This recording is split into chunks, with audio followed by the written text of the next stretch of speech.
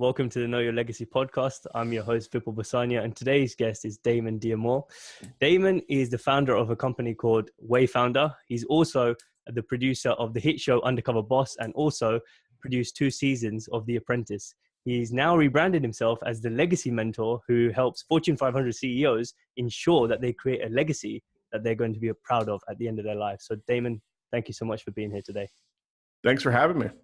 No problem at all. So the first thing that interests me in terms of what you do is the mentorship part. So what I'm interested to know is that we see CEOs, obviously in the media, on TV, newspapers, magazines, etc. But what is it that they find they need help with the most behind the scenes? Because obviously you have one-to-one time with them. What is it that they find challenging?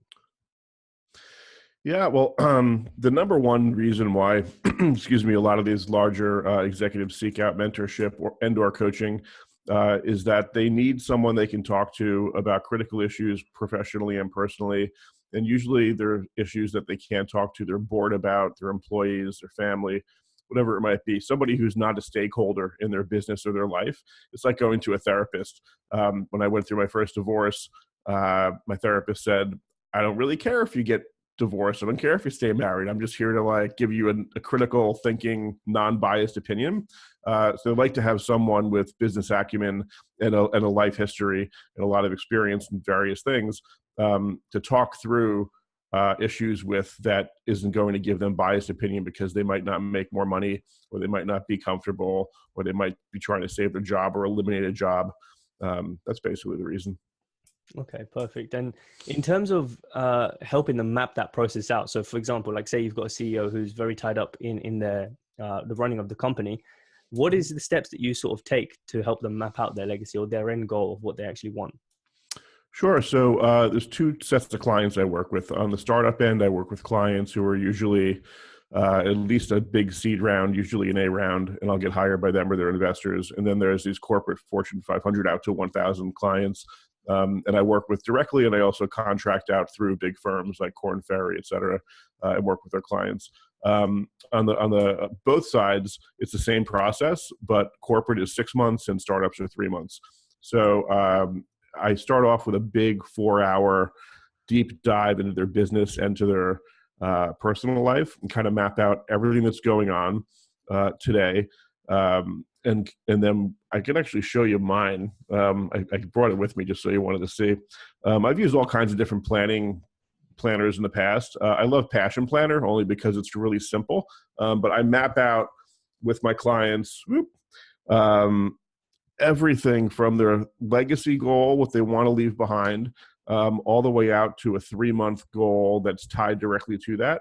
So I start off with, if you passed away tomorrow, or if you had to retire tomorrow, what would people say about you? And it shouldn't be that you made great PowerPoints or you increased revenue or whatever else it might be. So once we figure out what that legacy is to be, starting a school, writing a book, whatever that might be, we track back in time periods what needs to happen by that time to give them the authority, the freedom, the time, the resources to do that. And then all the way back to 3 months, that we start in 90-day cycles, accomplishing very small goals, but something they can see as a clear line all the way out to 3, 5, 10 years. And it gives them more freedom and happiness in grinding away tactically at their business. And sometimes it gives their employees a bigger motivation for not just making money or going public if it's a startup or whatever. It's a much bigger cause. Yeah, definitely. No, and it seems like it's something important. I think even the listeners now, like people who are not CEO of companies, could use that same mind frame to map out what they want in their life. And have you seen a lot of people that you've advised outside of the sort of CEO board level apply the same thing to their lives as well? Do you advise people outside of that caliber? Yeah, I always reserve 3 spots a quarter for what I call aspirational clients. Those are people who are not CEOs or not running startups. They're well funded, but they want to be motivated. They're very hard workers, but they feel stuck in that they don't have a direction to go in. I always liken it to if you're a shark. Like I'm a shark. I need a dolphin to go chase in the ocean, right? I need to see my prey. But if you're working hard in a job that is not passionate and you feel isn't going to fulfill your long-term needs, it's like you're swimming in a tank in circles, and you're big and strong and you got that killer instinct, but there's nothing to kill. I work with 3 of those clients every quarter, and they could be executives, they could be, housewives, they could be whoever it might be that wants to start a business, wants to make some epic change in their life. And I give them the same program as I would a large CEO, but at a much reduced rate. And the reason I do that is because I felt like that at one point before I found my mentor, having started businesses and had small successes or failed, but not really having anybody to show me that didn't have a stake in my success. So I know that feeling. And when I find people who remind me of me, I take that time and forego the larger fees in order to work with them. Yeah, definitely. And I think that's really helpful as well to people like that, because they need someone who's outside of their environment to help them show what else is possible, and just to think differently, because the same people that we surround ourselves with every day just becomes, you end up thinking like them, acting like them, and then behaving like them. And then your life ends up going in a similar sort of direction. So you need someone from the outside. So for you, then obviously it seems like you've got this mapped out to help other people. Mm-hmm. Who was it, or what was it that helped you map out this process for your own life? Initially, my first mentor came when I was in my early 40s, and I was married to my second wife and very happy, but I was in a job that I was miserable at. And I tried to start a couple companies and had some moderate success. And I actually applied for a job to make some cash. And the guy who hired me was a serial entrepreneur who ran this massive company that he started in his garage like a decade before, did $200 million in revenue. And when I told him my story, he said, I can't hire you because you're just like me, but you don't drive an Aston Martin. And I was like, what does that mean? And he's like, you remind me of myself in that you kept trying and trying, but nobody helped you figure out what the right way was. So he destroyed 4 or 5 businesses, and his family begged him to stop being an entrepreneur. He said, and now they all live in houses that he bought them. They all have no-show jobs. So he offered, without taking any equity, without asking me to pay back any money, giving me his time, to help me start the seeds of Wayfounder. And then, a year later, I'd raised over $1 million and launched it and started hosting a show for Discovery Channel about our model. Everything was, and it took somebody who really gave it, I don't know if I can curse, who really cared, and didn't have a stake in my success. They just wanted to do it because they wanted to help somebody and pass it on. And he told me that day, that first day, he said, I'll do whatever you need as long as you promise me that one day when a kid comes across your desk when you're really successful, that you'll do the same and you'll pay it forward. And then later on, when that business failed, and I went through a bad second divorce, and I was kind of at my lowest point, I knew that I needed a structure and a system to plan out the rest of my life, because I didn't want my story to end there. And I was playing with different planner systems, and I found Passion Planner, and then I kind of tweaked it myself. But that was the first year. And now every year I go to a cabin in the desert in Joshua Tree for 3 days in December with my dog, no TV, no internet. And I look at all my journals for the past few years, all my goals, what did I accomplish or not? I do a really honest mea culpa. I write up a list in Google Documents of everything that I messed up that year that I'm taking full responsibility for, personal and professional. And then I sit down and I rewrite where I want to be in my lifetime, what I want my kids to say about me, the people that I cared about, that I work with, that I respect. And then how do I map that out? And for me, it was becoming a really good mentor and coach and helping empower people. And that meant within 3 to 5 years being identified as a thought leader in the space. And that meant I had to be published, be getting paid to speak, and speaking in a lot more global scenarios than I am. That meant I had to create content. That meant I had to have enough coaching clients over the first 2 years to build real case studies, not just 3 or 5 people, but like dozens and dozens of big executives. So I sat down, and then that first 3-month goal was, get my first big C-suite executive. And then it was in 6 months, have 3 of them. And then, I ran 2 events in LA to see if that was a format, and it was good, but not great. So yeah, I'm a very tactical planner, but everything I do tactically has a clear line out to my lifetime. Okay. Yeah. That seems interesting. I'm curious. You mentioned about going out to the desert, if I heard you correctly. So yeah. How does that work? So you go there, and then what? Well, what does that process look like? Because that's not something that everyone typically does. So it seems like quite a powerful tool that you use. It's amazing. And I actually posted a video on Instagram this year because people kept asking me what I was doing out there. So I rent a cabin with no internet, no TV, pretty far out away out by Joshua Tree. I take some food and some snacks for my dog, and I pack all my journals, and I pack, these are 12 by 12 Post-its, but I also pack these gigantic Post-it notes that you can rip off, and basically portable whiteboards. And the first night is literally reading through my planner from the last year, the planners from the years before, going through all my mantras and my life goals. And then the second morning, I wake up and I do my mea culpa, and it's brutal. It's like, I have to take responsibility for all the stuff, all the relationships that you ended, all the work things that failed, investors that you let down, whoever it might be.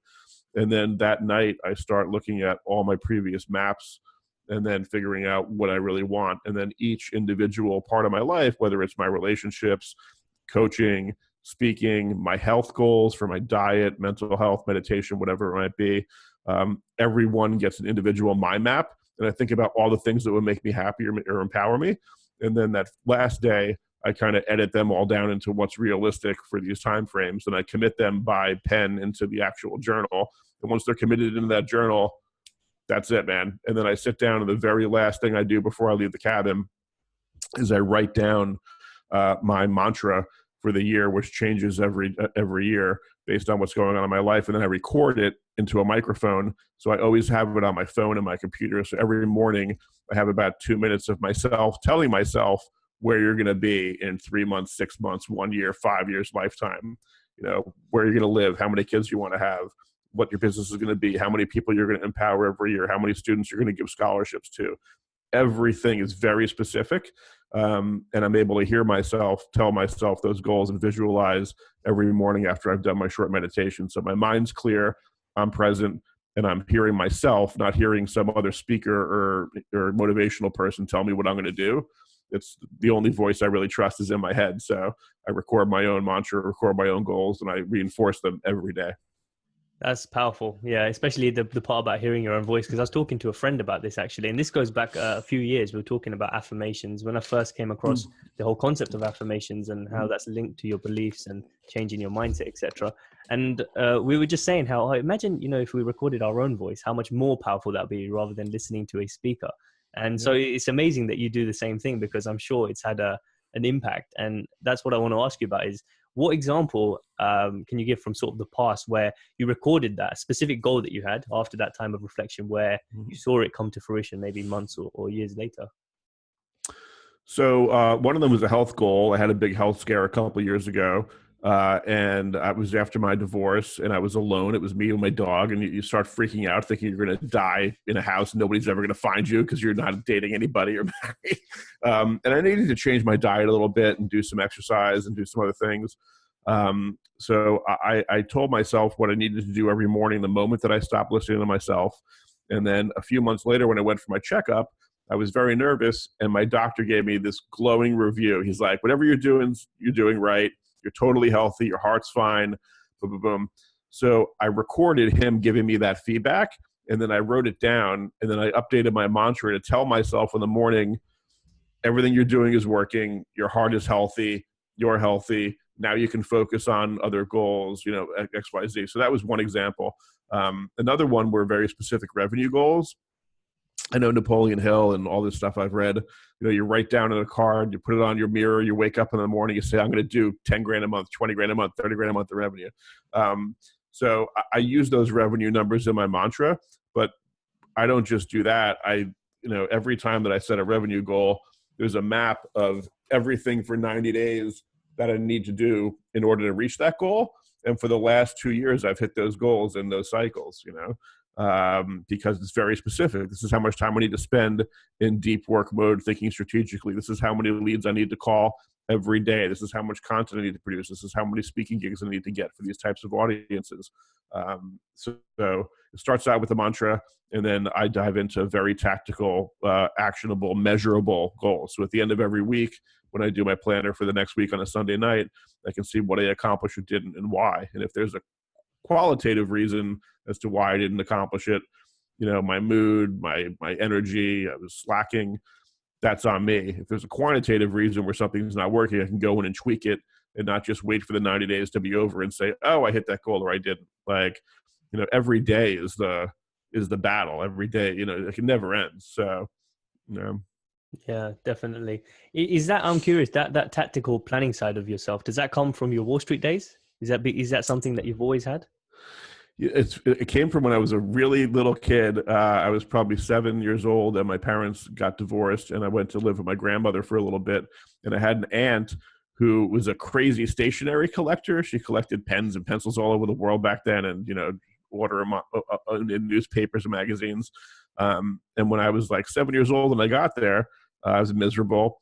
And she gave me little pieces of paper, and she was like, "This is your paper. This is your pencil. I want you to write down, exactly what you want to do this week, like what will make you happy, what tests you want to do good on in school." So I became a list maker like that. Even my wallet, I carry around this custom wallet with a field notes notebook inside, and I always have a pen in my pocket, so even though I have my phone and everything's digital, I like making lists, and I like checking off action items and making sure, and breaking things down into manageable. So it came from being just a kid, sitting alone in a room and taking the expansion of a Christmas list and being like, okay, what do you want to do this week? I want to do well on my math test.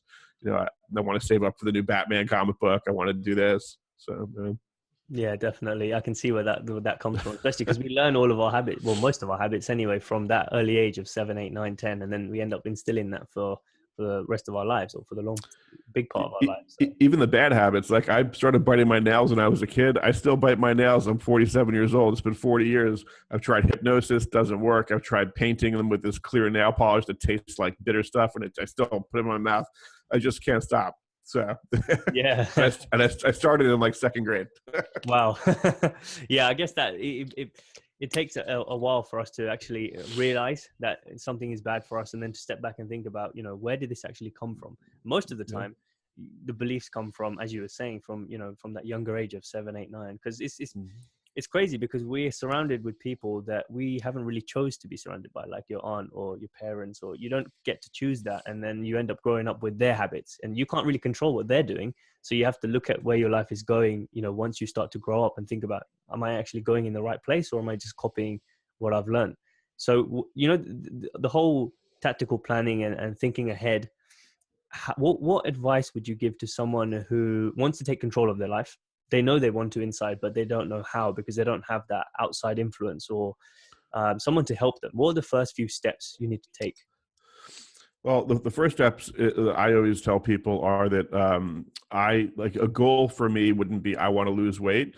A goal would be I want to lose 17 pounds in this time frame. So for me, even with my big corporate clients, goals are measurable and they're binary. It's either you accomplish them or you didn't. There's no in between, like I maybe got to that revenue number, I maybe lost the weight. No.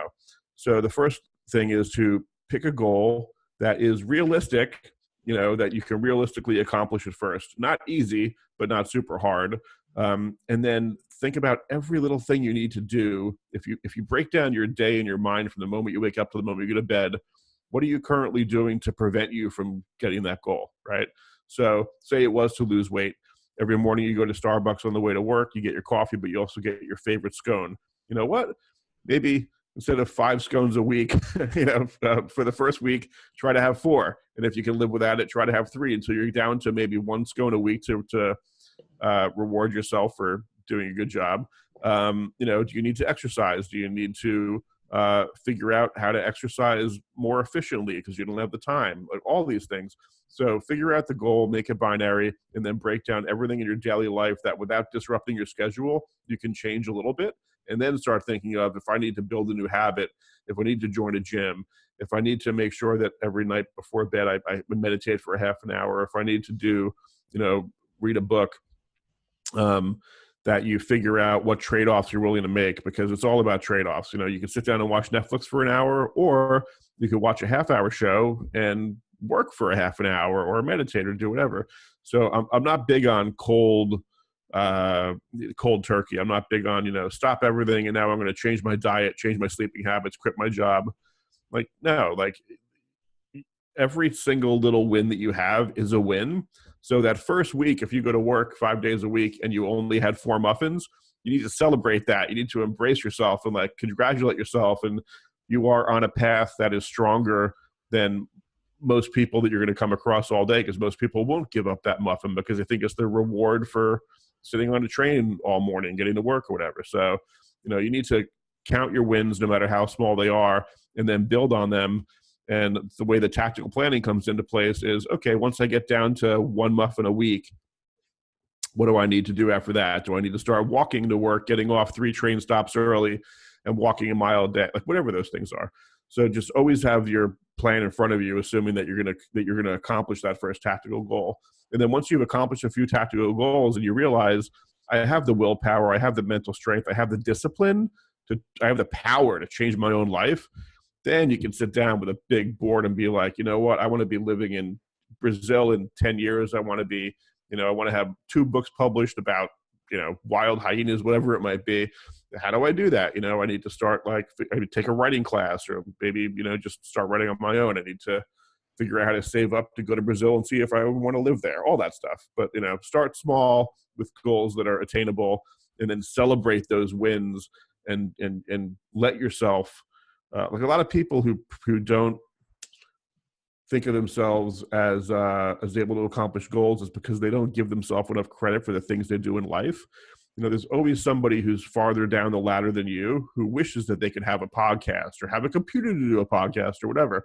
So a lot of people say, I can't do this, but you need to put yourself in the mindset of people who couldn't even do what you do, and then be grateful that you have these resources. Okay, I wake up every day, I'm healthy, I'm in Los Angeles, I have these clients, I have these relationships. What am I going to do with them? Not just like, oh, I can't be a coach, I can't be a writer, I can't run a marathon.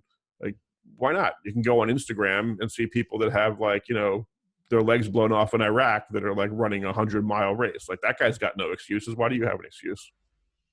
Yeah, it's almost like being grateful for what you have around you, and then using what you've got, using what you got where you are with what you have, and then moving forward one step at a time, rather than, as you said, going cold turkey and hoping that your life transforms overnight. So it's all little steps, isn't it? I have a great story just like that, taking inventory. So a friend of mine, I'm friends with a lot of people in the military community and a lot of them in the special operations community. 2 the best men in both my weddings were special operators. So I know a lot of these guys. And the picture that people have of them is that they're like supermen, right? Oh, just drop 5 SEALs into whatever, and they'll blah, blah, blah, blah, blah. They're just human beings, but they're operating at a higher level, but they're not superheroes. One of the guys was on top of a mountain somewhere by himself doing some mission, and he missed by like 5 minutes. He missed the helicopter that came in to get him, and they couldn't come in for another 24 hours. And it was like 10 degrees below zero, and he had no gear with him. And he was like, I'm going to die on this hill because I'm going to freeze to death because I missed a helicopter by 5 minutes. So he took inventory of everything he had, which wasn't a lot. And then he looked at his watch, and every minute of that night when it was freezing and dark, he'd say, I need to live another 60 seconds. And then after about 5, 10, 15 minutes of that, of knowing he could live another minute, he was like, I need to live 5 more minutes. I need to survive 10, 20, 30, an hour, breaking down his survival into small pieces until dawn came, got a little bit warmer, got in the helicopter, got home. So even people who you believe to say, oh, if I had the capabilities of, a Navy SEAL or a marathon runner, I would be able to do this. They're all just human beings. They're just able to put themselves mentally into a mindset where they realize that they can stretch themselves so far beyond what you're telling yourself that you can do. That's an incredible story, because there's not stories that you hear about every day, but it's amazing what you can do when you actually put your mind to it and break it down into, rather than looking at, where you are now. Say, for example, someone who's broke and it's like, oh, I want to be a millionaire, but it seems so far away because I can't even make 100,000 or 10,000. Break it down, make 100, 1,000, and 10,000. Then it becomes easier to manage, because I think people, they feel this need to want to change their lives, but then they see the end result and they feel almost like, I have to accomplish that in one day. Or in one go, almost. I think it's about breaking it down into smaller steps, as you said, and then working to accomplish one at a time. Yeah, I'm not a big Tony Robbins fan, but one of the things I do agree with him on is he tells people, don't think about your 10-year goal. Think about 1-year goals that drive you there. And in 10 years, you'll reach that. But if you wake up every day saying, I need to be a millionaire, without having a plan to make $1,000 or get yourself into a secure job or start saving or investing, you're never going to have that $1 million, So I love that, like, think year by year for 10 years. And at the end of 10 years, you'll have your 10-year goal instead of waking up every day with this 10-year goal for 10 years, because you're never going to get there. But never strong. You might. There are people who are very lucky, and your life isn't a lottery ticket though. Like, you shouldn't plan on hopefully being the one guy who wakes up and sells his idea to Facebook for $1 billion. You gotta work. Yeah, of course. Yeah. So what surprised you most about one of the high level executive clients that you've had? Let's see. Surprised me most. Okay. The kind of how the without naming them, because they're the head of a big media company, who you would know the name of, in a meeting, and the guy is like a media mogul, and admitted to everybody in the room, this is like 12 years ago, that he'd never been on YouTube and didn't know we were talking about running ads on YouTube, and he was like, never been on it. What is that? Show me. And the whole room went silent. Even his own people were like, oh my God, like, should we show?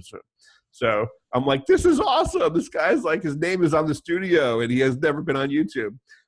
So the thing that surprised me the most is that not only don't they know, but they know there are things they don't know, but their ego doesn't get in the way of asking some expert to tell them. Like Brian Grazer in Hollywood, a big producer, Ron Howard's partner, is a good example. He'll read an article in a magazine and just call some professor at MIT and say, oh my God, this brain theory thing is awesome. Can I fly out there and buy you lunch? Like, I don't understand that.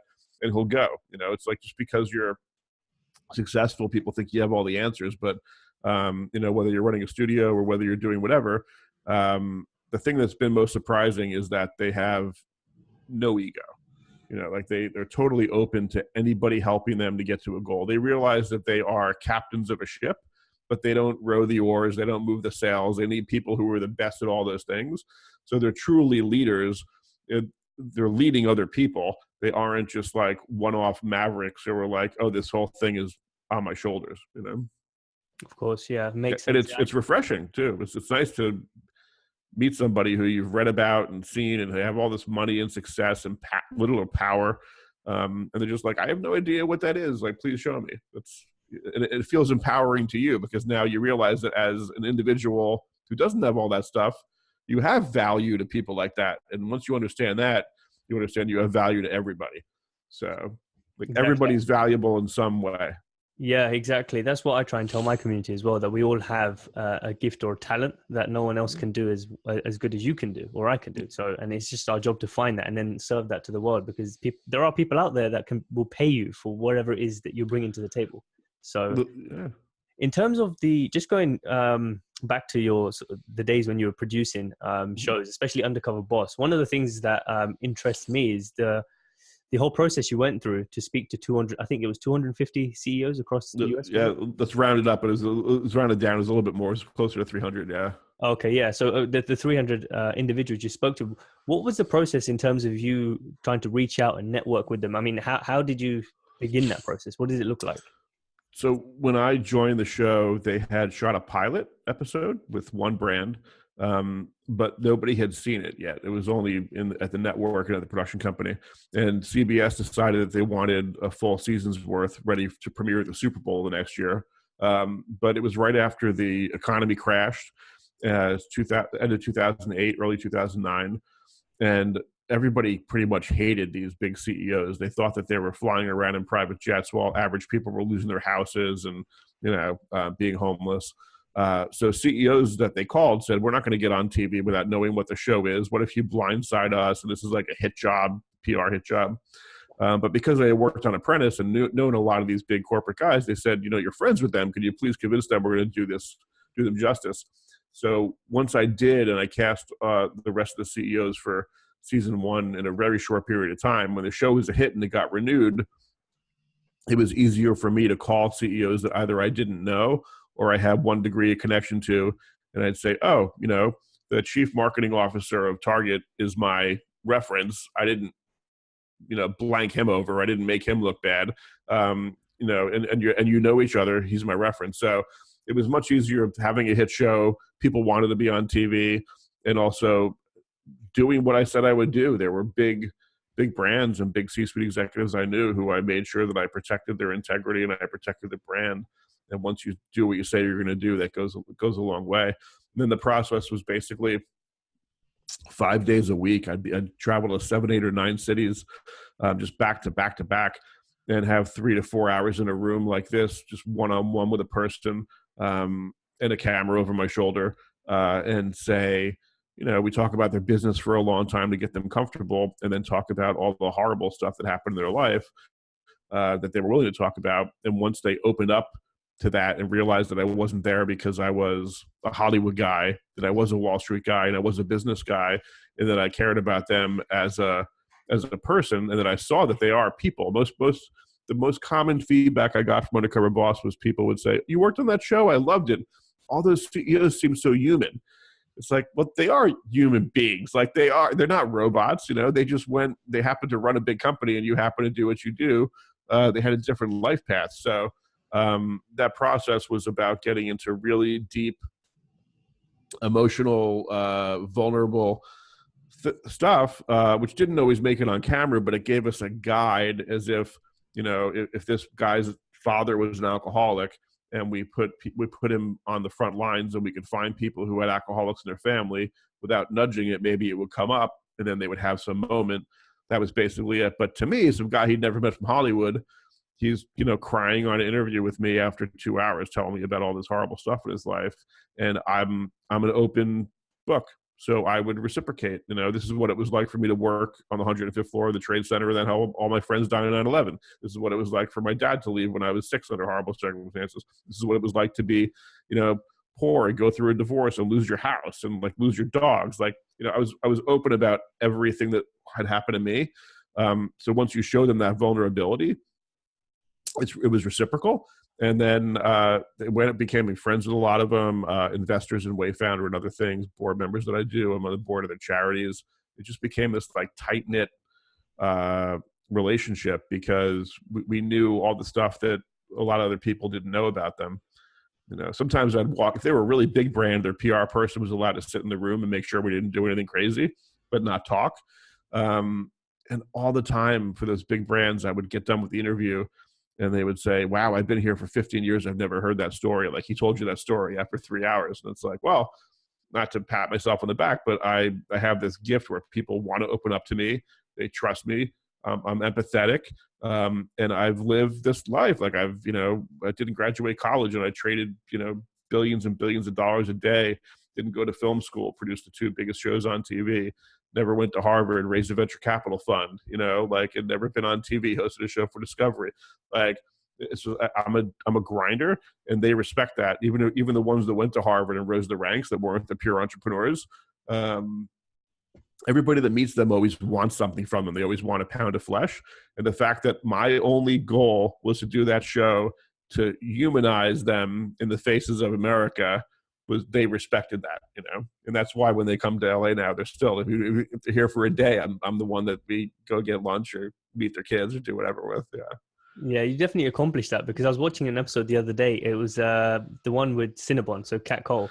And Kat's awesome. Yeah. Yeah. So you just see, throughout the process, she's making mistakes while she's there.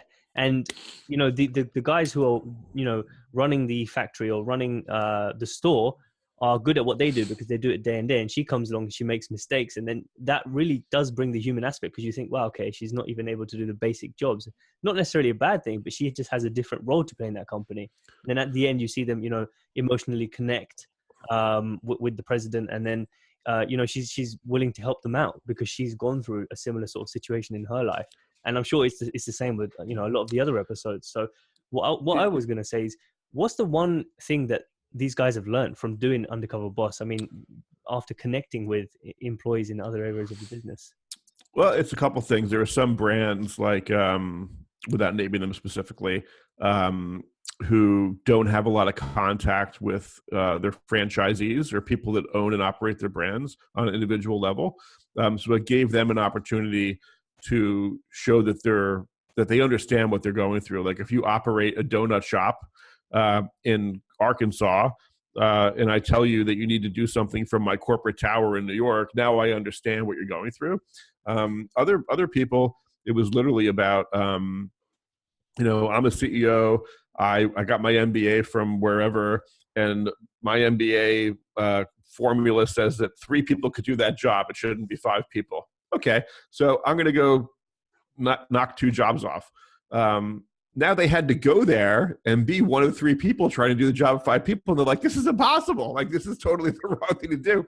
So it helped them literally become better tactical managers because, yes, they have to think about the top line and these big 30,000 foot goals. But a lot of them didn't realize the impact that little decisions were having. Like, oh, we have 1,000 people. What difference does it make if I knock off these 2 jobs? Well, actually, knocking off those 2 jobs creates a bottleneck that slows down the supply chain, that results in all this other crazy stuff you didn't anticipate. So those are the biggest lessons. And just to mention, somebody like Kat, they all had self-doubt early on in the career, but they were able to turn that into some positive motivating factor. And she believed she could be the CEO of a company. And when I met her, she was working for Hooters when I interviewed the Hooters CEO, and she was working in marketing or PR. And then, she found a great mentor, a female mentor who got her into these female-led business groups. And one day was like, there's a position open in this other company. I think you'd be a great little leadership position. And she grinds it out and she works hard. And she's amazing. She does a lot of charity work. Yeah, definitely. And I think you really get the picture of the individual, the CEO or the president, whoever's on the show at the end when they're connecting with the individuals. You just see that human aspect. And then it makes you realize, as you said earlier, these guys are just human beings. All they've done is just make different decisions to you. So. And they have different skill sets, right? Like your skill set might be that you are amazing at accounting. Like maybe you'll be a VP of accounting for some big firm. That guy's skill set is that he's great at managing expectations across people with very different goals, right? He can manage the expectations of union of an airline and the investors that gave him money and the people on TV watching him his stock price and his employees. Like, everybody's got different skill sets, but then some of those, the bigger responsibility you have and the bigger ROI developed from your skill sets means you get paid more money. So it doesn't mean that you're worth more as an individual, but there are tangible ways to measure your impact on a company and you get paid based on that. Of course, yeah. Okay, so the other thing I was going to ask you was just going back a little bit. I think in one of the other interviews, you said the biggest lesson or the most valuable skill you learned back in the Wall Street days was networking. Why would you say that? What was it about that time period? So it's funny. I spoke to I have a class at USC that I work with, second year MBAs, and I was asked to speak to another class this past week, 75 students, and one of the questions was the exact same question. And I was a really shy kid growing up. I didn't have, friends. My dad was gone. Nobody taught me like how to throw a ball in a football field or how to like walk up to a group of kids at a basketball court and be like, hey, what's going on? Like never to have any sort of conversation.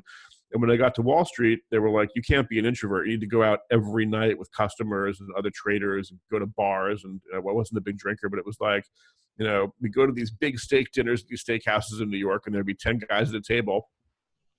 And I didn't go to college. I mean, I went to college, but I went at night and I never graduated. So I wasn't in a frat. A lot of these Wall Street guys are frat boy mentalities. They're big drinkers and they know everything about sports, which I didn't. So I sat down one day. I was like, what do I know about? Like, I'm a music head. I would see 4 or 5 concerts a week. And I was a big comic book kid growing up. So there was invariably somebody at that table who loved music, who loved concerts. And I would make sure that I sat next to them and struck up a conversation. So networking taught me to find commonalities with anyone, whether I'm at a charity event and there are people who have been homeless or survivors of sex trafficking, whatever it might be, there's some commonality in life experience that you can talk about, whether it's a hobby or whether it's professional or personal or whatever it might be. So networking taught me to figure out within a really short amount of time what's going on in this person's life that I have a frame of reference for, that I can show empathy for. Excuse me, not to sound too foofy. But that was literally it, and I got really comfortable going out and meeting people without knowing anybody in a room. And to this day, like some of my best friends or, best business contacts. One guy I met at a wedding, and he's an entrepreneur in New York, and he was a really short guy. like really short. And he was dancing with this like 6'1" gorgeous blonde gal. This guy was like 5'5", maybe, and he's tearing it up, and he's all flashed out, like stylish. And I said to my wife at the time, I'm like, what is that guy's deal? Like, she's like, what do you care? I'm like, because that's incredible. Most guys wouldn't have the confidence to ask some 6-foot-tall chick to dance or whatever it might be. So I went up to him at the bar, and I was like, hey man, I was like, what do you do? He's like, oh, I own a startup that does fashion stuff in New York. And I was like, how'd you bag like the 6'1" blonde chick? He was like, what? I'm like, come on, you gotta. So he told me the story, and like we bonded over that. And when he needed help raising money, he actually flew out to LA on his own dime to LA for a weekend and had me help him blow out his whole business model, the business plan. And I still talk with that guy every week. So it's like there was one, like, you know, I can empathize with him in the fact that I never thought as a kid that I could do anything like make money, be popular, have friends to hang out with, let alone like marry some 6'1" blonde goddess. If I was a short guy, still am. And that guy understood that I knew a little bit of what was going on in his head. So yeah. Yeah, I guess that's what helps you build out relationships, is just to find something that's of interest to the other person and then sharing that interest with them. Yeah, and sometimes it's personal experience. Like I had a very emotionally closed off CMO of a big brand that refused to tell me anything on camera. And finally they said, well, why don't you tell me something? And I told them a horrible story about something that happened with my family and my mom. And even though they had grown up on a farm in a totally different environment, there was something about the story I told them where they were like, yeah, like the same thing kind of happened to me this other way. And then we had this connection. And then once they realized that I was open to being vulnerable, that it was okay for them to be vulnerable, and I had a frame of reference, that it wasn't just like some space cadet. So sometimes it's over really hardcore emotional stuff. Sometimes it's just like, oh, you're an Oasis fan? I'm an Oasis fan. Awesome. Like, when's the last time you saw them? What's the best show you saw? What's, all that kind of stuff, Yeah, definitely. And in terms of the Wall Street days, what you were explaining about going out every night and then the money that you were making as well. I'm curious, why would someone leave something like that? Because everyone obviously these days on social media and outside of social media always want to make money. They're finding the new and best way to make money. It seemed like from a reasonably young age, you were making quite a lot. Why I was 21. I was, 21 years old, still in school at night, making money and living a kind of crazy lifestyle. So I gained like over 100 pounds in a year. I developed all these bad habits that you would imagine a 21-year-old kid with money would develop. And I felt horrible. I felt like crap. And one day I was like looking around the trading floor at the guys who I thought I wanted to be, who were making, millions and millions and millions of dollars. And I realized, I said, wow, that guy's had 2 heart attacks. Like that guy's had 3 divorces. That guy's kids don't talk to him. That guy literally can't start his day without doing coke because he lives his life for these clients like up until 5 o'clock in the morning. I was like, I don't want to be any of these people when I grow up. Literally, it was terrifying. But then I had to sit down and say, okay, you made this commitment. You've gone through all this pain and suffering, and the money is your reward. So why would you leave? And then it just became a matter of survival. Like I didn't want to get up in the morning. I would literally I lived in Hoboken, and the PATH train would come in and it would slow down at the end of the stop. And I would literally sit there every morning and be like, how slow does this have to get where if I throw myself in front of the train on the tracks, I'll like break my legs, but I won't die. So I don't have to go to work for a couple of months. And I was like, wow, you're a 24-year-old kid who's like working at the top of the world, at the top of the trade center, like running a trading desk. Like, why would you be thinking about hurling yourself in front of a train? And I was fortunate. I went to talk to a therapist, and they were like, look, this isn't healthy. Maybe you're here for the wrong reasons. And I was there for the wrong reasons. I was there because my dad was a Wall Street guy who abandoned us, who blew up his marriage. And I was like telling myself, I can make more money than he did, faster than he did. And I was dating a gal who I wound up blowing the relationship up with. But I was like, I can make her happy, and I could like make this work and go home on the weekends and be a good boyfriend or a good husband. And I was trying to be something that wasn't who I was for all the wrong reasons. and it was a gift. It was like, oh my God, you're only 25 years old, and now you can leave having had this crazy experience on Wall Street, a network of people, and now you know that money is not the most important thing. It's important, but not the most important thing. That you can make money and be miserable, and it doesn't matter. Like I couldn't make enough money, no matter what I did. Fly somewhere on the weekend, do whatever.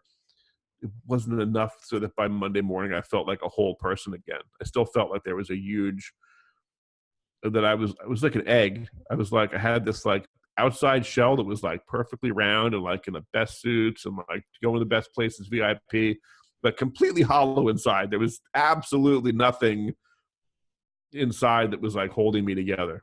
And it was horrible.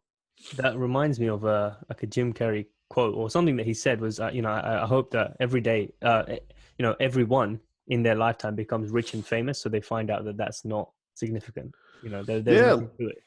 Larry King had one of my favorite quotes, and he said, money doesn't buy happiness. It eliminates a whole lot of unhappiness. Like, it takes a lot of stuff off the board. You don't have to worry about where you're going to eat. Your kids can go to college, blah, blah, blah. But once you cover all those basic needs, even comfort needs, you still have to live your life. Like, what makes you happy every day, and it could be, breeding horses. It could be running a charity. It could be sitting in a room and trying to bang out a novel that nobody will read, but at the end of the day, like, you believe you did good work on. So yeah, definitely. I guess it's something for everyone to think about, really, before going after it and chasing it, with no end goal in mind, But yeah, just to wrap this up, then, there's 3 questions that I ask everyone. I'm interested to see what you have to say. So with all the crazy journeys you've been on and all the experiences you've had now at this age, what if you were to go back to the 18-year-old you? Is there anything you'd tell him differently? I'd tell him 3 things. Take better care of your health. Always make time to work out and eat better. Second thing I would tell him is that save more money. That when you work a job and you get a bonus, treat it as a bonus and put it away. Don't like work assuming it's part of your salary. That was a big problem on Wall Street. And the third thing would be, when in doubt, always kiss the girl. There were like all these women that I knew when I was younger that you meet when you're back again when you're older. It's like, oh, I totally would have dated you. And it's like, oh, I was some shy kid. Like, just always go in for it. Yeah. Yeah. No, definitely. And so the second question is more of a deeper one. So it just looking forward into your life now. So if there's anything you could write in a time capsule, anything at all, for your children's children to read, so 3 generations from now, what is it you'd write to them, if anything? If anything, I would write to them, you're much stronger and capable of so much more than you think, and that you should every day put yourself willingly in one uncomfortable situation to prove to yourself that you are stronger than you think you are. So every morning I like dip my head and my face in this giant ice bowl because it's really uncomfortable. And I start my day knowing that like 99% of the people I'm going to come in contact with, who I'm going to like have conflict with over whether you're trying to close them as a sale or do whatever, aren't waking up doing things that are uncomfortable. They are spending that extra time cozy in bed. And I follow a lot of these like Tony Blauer and these guys who specialize in like conflict and fear mentality. And they put themselves through really big endurance physical challenges. And the statistic is shocking, is that most people, when you think your body can't take anymore, you're only at 40% of what your body is capable of enduring if you actually had to. It's not even like 60 or 80. Like, you're less than half of where you can go when you're like, I can't run another mile. I can't take another step. I can't pick up this pen again. It's all in your head. So I would tell my kids, my next generation kids, do stuff that makes you uncomfortable every day, and realize that whenever you think you're at the end of your line, you're so far from the end. It's all about mental fortitude and willpower. Yeah. That's powerful. Yeah, no, it really is. So yeah, the last question. So you're 90 years old now, or you're on your deathbed. Your last few days left. You're looking back at your life. What's the legacy or the message you want to leave behind? I decided that I wanted to make a measurable impact on society. Right. it's measurable and binary. And I gave myself from now till the time that I die that number of $1 billion. So I was in a mastermind group here in LA with some people that sold businesses for a lot of money that someone you would recognize. And the focus wasn't about making $1 billion. It was about making $1 billion impact on society. So I want to know when I die that whether it's through scholarships and kids that I sent to school, people who I helped, get their businesses off the ground or coach them to a point where they were able to, make more money that resulted in more people buying houses and getting retired, whatever it might be. I want to have a measurable impact of $1 billion made on society, because it sounds like a lot, but it's really not. Like in the scale of, 6 billion people on the planet, it's like having $1 impact in everybody's life. So, what can you do that will impact people in a positive way? That people always say, oh, if I had $1 million, if I had $100 million, if I had $1 billion, well, okay, somebody's giving you $1 billion of resources. What are you going to do with them? So that's my goal. Even in my planner, $1 billion impact is like my big legacy goal. That's a very, very big goal. And I hope that it stretches everyone's mind, because there's not a lot of people that every day think about, I want to have $1 billion impact. That's big. And I'm sure you're definitely well on your way to doing that. So I hope so. I think about it like I work with these big CEOs now, or startup CEOs. If one of these startup CEOs winds up taking a company from a small stage to public and making billions of dollars and creating billions of dollars of wealth for employees, pension holders, it's incredible, because everything comes out of that. They start philanthropy organizations, they build schools, whatever it might be. So exactly. I guess the impact comes from what you actually do with the money rather than actually making it. That's where. Yeah, you could make $1 billion and you could, feed, 1,000 people for 10 years, or you could set it on fire, but nobody's going to eat the $1 billion, right? You have to do something with the money. You have to turn it into a resource. Yeah, exactly. No, of course. So, no, Damon, it's been a pleasure having you on. It's been amazing hearing your journeys, your experiences, and the wisdom you've learned along the way. So thank you so much for taking the time. Thanks. This is so much fun. Thanks, man. No problem. I definitely hope to get you back on someday. Anytime you want.